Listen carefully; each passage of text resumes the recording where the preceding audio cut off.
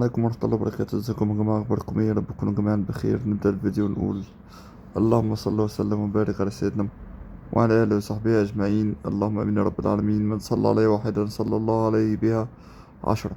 معلومة دينية على السريع برضه حبيت أقولها لكم. تمام. إن من قرأ آية الكرسي في دبر كل صلاة مكتوبة لم يمنعه من دخول الجنة إلا أن يموت. الحديث ده محفز للناس اللي هي عندها تقصير في الصلاة. تمام.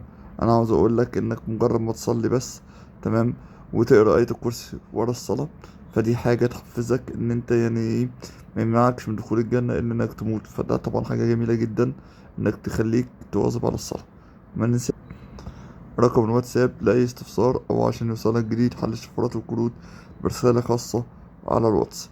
واللي من خارج مصر طبعا هيحط الكود الدولي. نروح نشوف الكروت بتاعت النهاردة. دي الكروت بتاعت النهاردة. تقدر لو الناس اللي عارفة مكان الكروت فين فخلاص تاخد سكرين الكروت وتروح تفتحها. انما الناس اللي متعرفش مكان الكروت دي فين، تمام، تتابع الفيديو عشان اقول لها هتجيب الكروت منين. كالعادة طبعا هنفتح من ماين. تمام.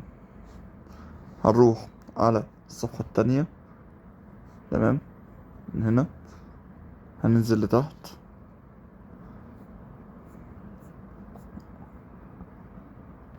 اول كارت معانا وهو الكارت ده. طبعا كالعادة اللي عنده كارت مقفول ينفذ المهمة اللي هنا عشان الكارت يتفتح معاه.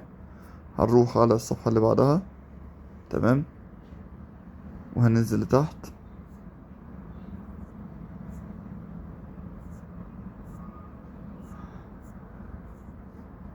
تاني كارت معانا وهو الكارت كلاود اللي هو الكارت ده. برضو كالتالي برضو هو مقفول عندي، اللي مقفول عنده جميل بينفذ المهمة هنا. هروح على الكارت التالت. هروح على available. هنلاقي عندي الكارت التالت والكارت ده. تمام. وده مفتوح عند أغلب الكل. بمجرد إنك هتفتح التلات كروت مبروك عليك، تلات كروت النهاردة من جيمس. مرة تانية متنساش رقم الواتساب موجود تحت الفيديو. تمام.